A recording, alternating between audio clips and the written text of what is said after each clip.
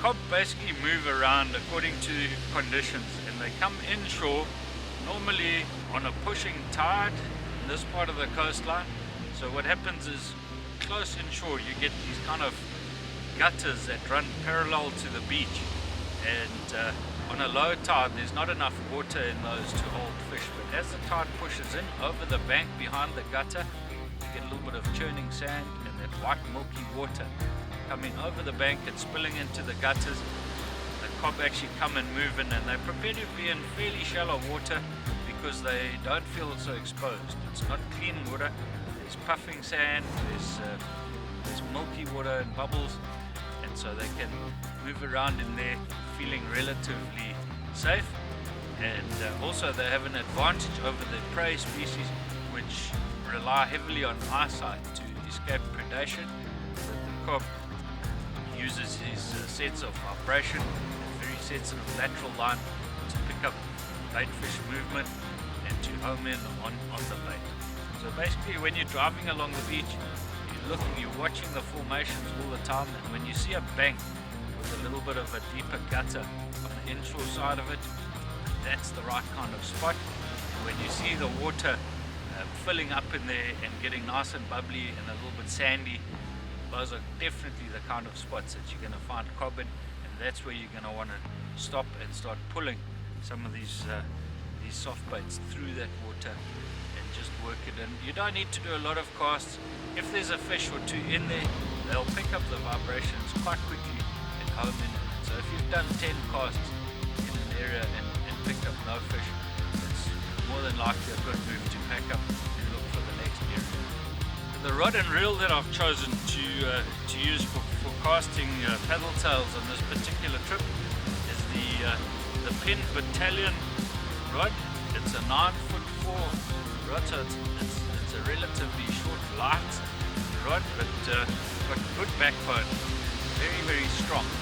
Some of the other features that make this rod something worth choosing, in my opinion, is the fact that it comes fitted with the Fuji K-series anti-tangle guides, which is really nice for casting braid, especially in the wind.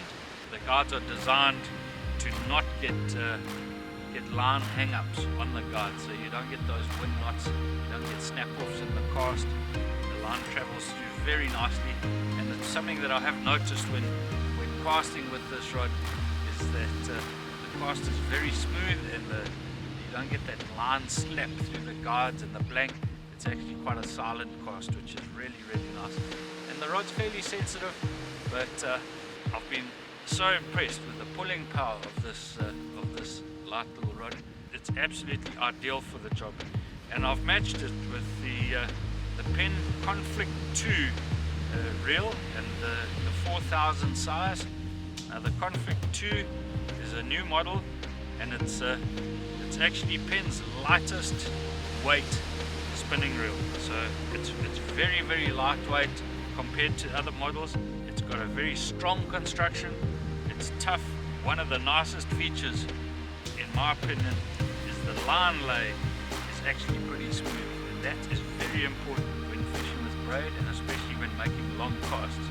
If the line lay is not nice and smooth, you're going to pick up problems with your braid. You're going to be throwing baitches off and wind knots. That just makes fishing frustrating and annoying. So, been very impressed with this. The drag is excellent as well. I think that this Penn Conflict 2 series is something that's going to sell very well. Up to now, I've got absolutely no complaints with it. I've been pretty impressed with it all around. Looking forward to testing it even more. Yeah, the braid that I've chosen to use for the cob spinning here in Angola on this trip is the Berkeley Whiplash Crystal 30 pound. This stuff is in a class of its own in terms of thin diameter.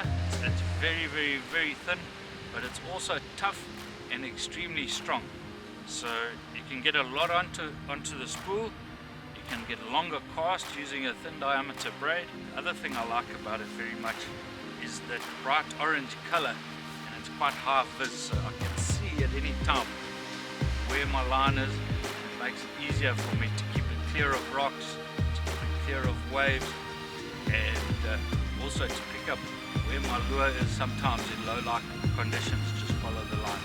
So I'm enjoying this braid, it's really good, and I must say it hasn't let me down once yet.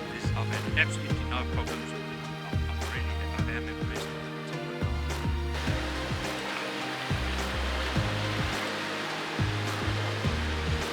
So